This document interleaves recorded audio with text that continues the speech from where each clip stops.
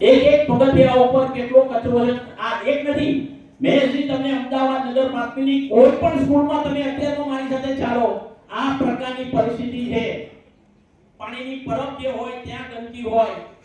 બેસવાની જગ્યા હોય ત્યાં ગંદકી હોય ટોયલેટ બ્લોકમાં ગંદકી હોય અને સૌથી મેયરશ્રી બહુ દુઃખદ બાબત એ છે કે આપણી હમણાં એક અહેવાલની બુક આપવામાં આવી આ વાર્ષિક અહેવાલ જે છે મેયરશ્રી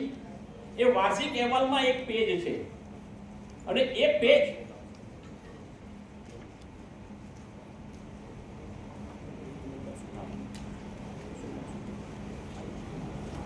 મેયરશ્રી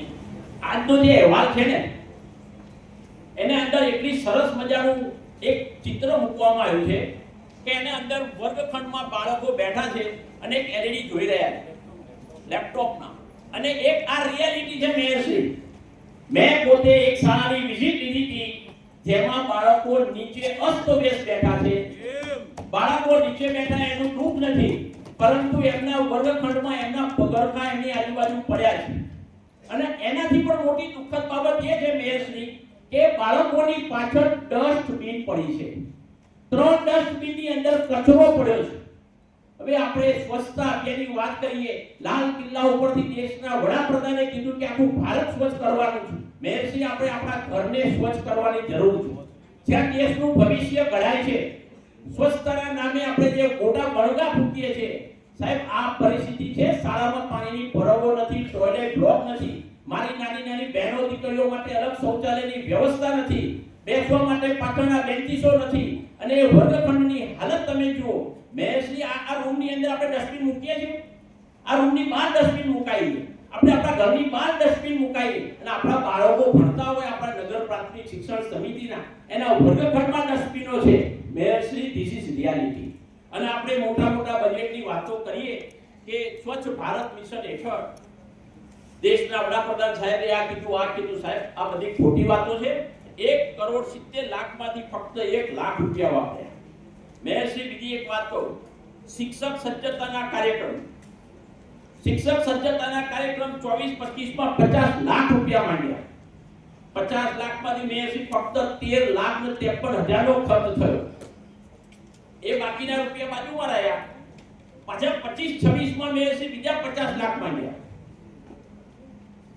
ખરા પણ એનો 8 માસનો ખર્ચ જુઓ ફક્ત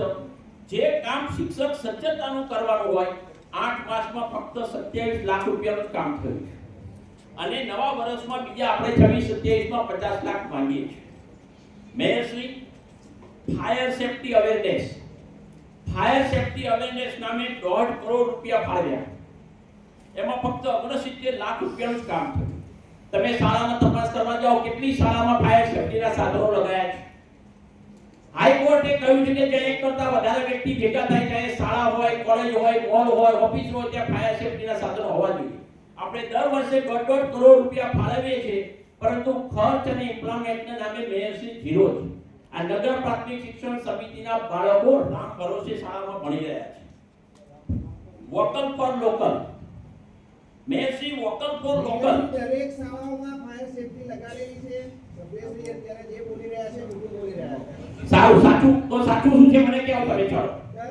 દરેક શાળામાં ફાયર સેફટી લાગેલી છે દરેક શાળામાં ફાયર સેફટી આવી છે તો મેયરશ્રી હવે એનો જવાબ આપી દો એની અંદર ફક્ત ને ફક્ત શું કહ્યું છે શાળાઓમાં ફક્ત સાંભળજો મેયરશ્રી હવે નેતા હોવાથી આજે તો મારે નતું કેવું પણ કહી દઉં છું સ્કૂલ બોર્ડની તમામ શાળામાં સરકારશ્રીના ફાયર વિભાગની માર્ગદર્શિકા અનુસાર ફાયર સેફટીના ઉપકરણો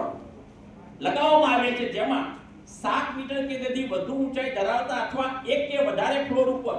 500 ચોરસ મીટર ક્ષેત્રફળ ધરાવતી શાળામાં આ ફાયર હાઇડ્રન્ટ સિસ્ટમ લગાવવામાં આવી છે મેયરશ્રી એના દરેકે દરેક ફ્લોર ઉપર નથી લગાવવામાં આવી જે સ્થળોમાં જે શાળામાં 500 ચોરસ મીટર છે ત્યાં બીજું 9 મીટર ઓછી ઊંચાઈ અને ઓછા ક્ષેત્રફળ વાળી જે છે શાળા એના અંદર ફક્ત CO2 ના ખાલી બાટલા મૂકવામાં આવ્યા છે અને એ બાટલા માટે મેયરશ્રી કે 1.5 કરોડ રૂપિયાનો ખર્ચો ના થાય મારો કહેવાનો મતલબ એ બાટલા માટે